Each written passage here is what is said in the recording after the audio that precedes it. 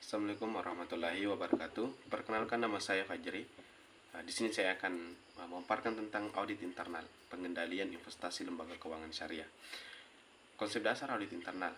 Yang pertama adalah pengertian dari audit internal itu sendiri. Jadi, audit internal merupakan pemeriksaan yang dilakukan oleh bagian internal audit perusahaan, baik terhadap laporan keuangan dan catatan akuntansi perusahaan, maupun ketaatan terhadap kebijakan manajemen puncak yang telah ditentukan dan ketaatan terhadap peraturan pemerintah dan ketentuan ikatan profesi yang berlaku.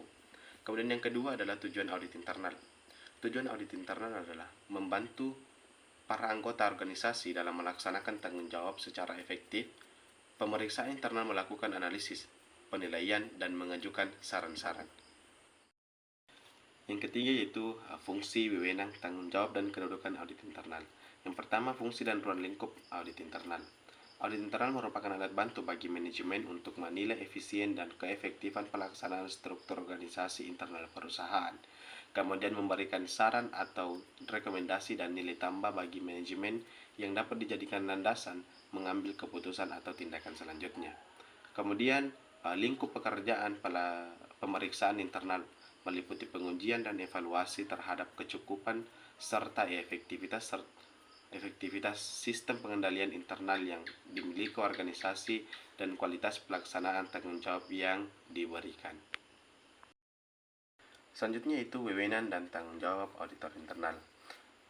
Wewenang dan tanggung jawab auditor internal dalam sebuah organisasi juga harus ditetapkan secara jelas oleh pimpinan. Wewenang tersebut harus memberikan keleluasaan auditor internal untuk melakukan audit terhadap atau catatan-catatan harta milik, operasi atau aktivitas yang sedang berjalan dan para pegawai badan usaha. Kemudian auditor internal bertanggung jawab menyediakan jasa analisis dan evaluasi, memberikan keyakinan, rekomendasi dan informasi kepada manajemen entitas dan dewan komisaris atau pihak lain yang setara wewenang dan tanggung jawab tersebut. Selanjutnya, kedudukan dan peran auditor internal. Kedudukan auditor internal dalam struktur organisasi sangat mempengaruhi keberhasilan menjalankan tugas. Dengan kedudukan tersebut, auditor internal dapat melaksanakan fungsinya dengan baik serta dapat bekerja dengan luas dalam artian independen dan objektif. Kemudian peran auditor internal dalam menemukan indikasi terjadi kecurangan dan melakukan investigasi terhadap kecurangan sangat besar. Jika auditor internal menemukan indikasi dan mencurigai terjadinya kecurangan di perusahaan, ia harus memberitahukan hal tersebut kepada top manajemen. Selanjutnya, pendekatan program pelaksanaan dan pelaporan audit internal. Yang pertama, pendekatan yang dilakukan oleh audit internal. Ada beberapa pendekatan yang bisa dilakukan oleh seorang audit internal. Yang pertama adalah audit komprehensif. Merupakan penggambaran audit atas semua aktivitas yang terdapat pada entitas pemerintah. Kemudian yang kedua, audit berorientasi manajemen, di mana di sini memfokuskan diri pada membantu organisasi.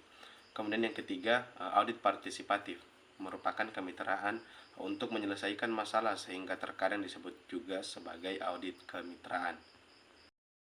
Selanjutnya, audit program, yaitu penelaahan atas seluruh program, baik perusahaan publik maupun private, untuk menentukan manfaat yang diinginkan telah tercapai. Selanjutnya, program audit internal.